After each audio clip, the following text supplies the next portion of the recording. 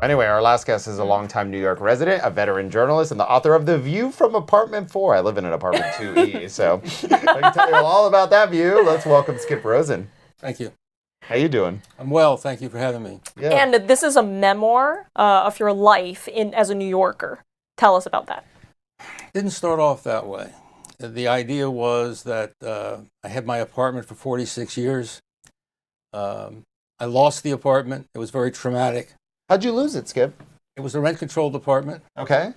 I had it through the generosity of my landlord. Very few people talk about generosity of New York landlords.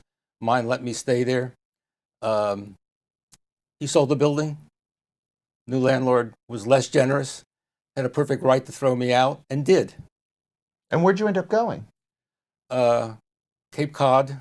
Okay. I moved by necessity.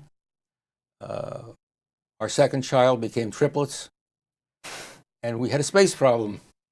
Oh, look right there. Wow. Yeah, oh, wow. For those of us who don't live in your neighborhood, what does rent control mean? Rent controlled is a law that was passed during World War II in New York and many other cities as well, so that to avoid rent gouging because there was such a shortage. And what it said was that the rent of an apartment is set by the government, by the state, and it cannot be jumped more than a certain percentage. By the time I moved to New York in '65, that was about 7.5% per year.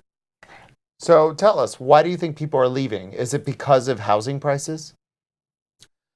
I was listening to what you were saying before. Yes, but I think it's an overall attitude that the city has changed, that this is, I think, less hospitable. I think expenses across the board are higher.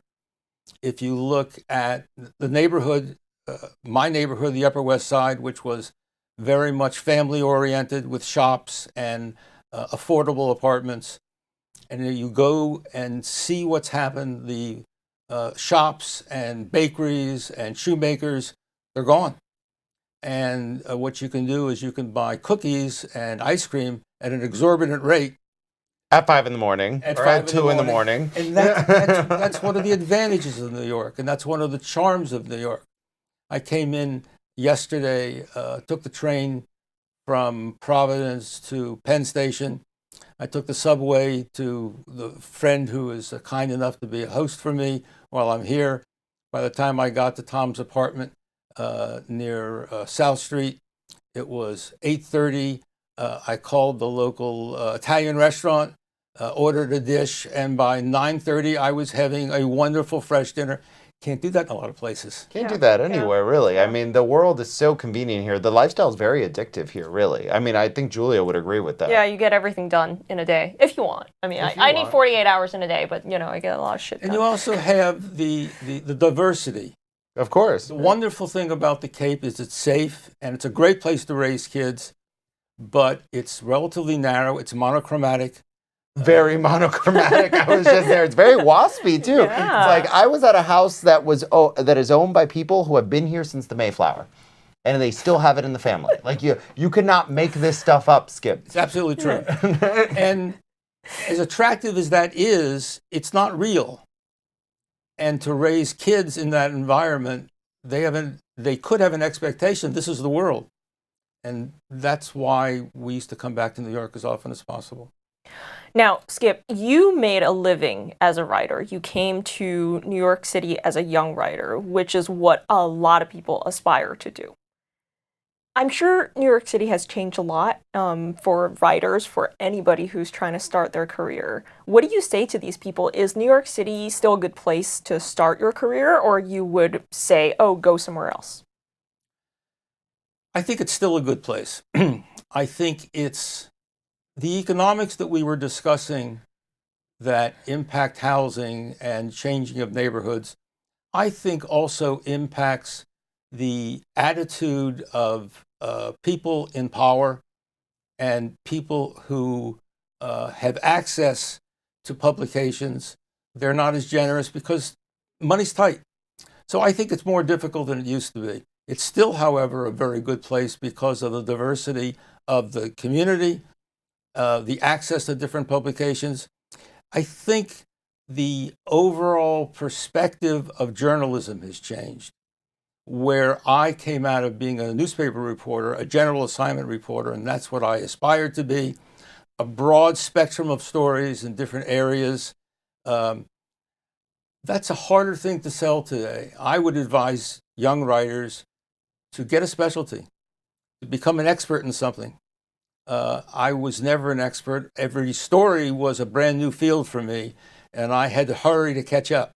It's harder to do today. Yeah. Because of writing or being a writer is, I want to say it's a harder profession because, I mean, I rarely hear a, I don't know, 22-year-old with a mega offer in New York City waiting for them. Usually they're like, oh, I'm going to count, I can afford to pay 4 months of rent, and then I'm going to go there, I'm going to go around, and then I'm going to go send my resumes around, and hopefully somebody gives me an internship, right? It's hard for these people. I agree. Yeah. It's very difficult, and I do not advise anyone who wants to be rich to go into the writing field.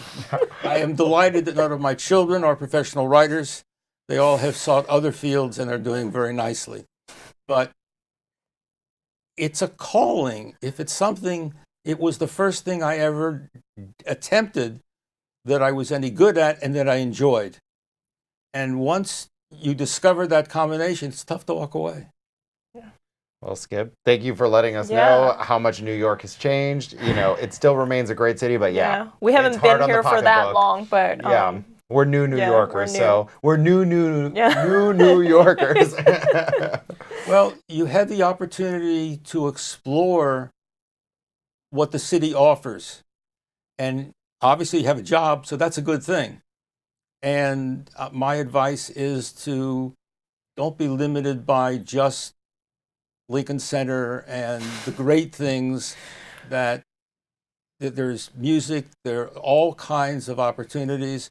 There are people with different points of view, people who are comfortable sharing it, because in New York you can do that. And you can't do it every place in this country. Very true. Very good. Well, thank you, Skip.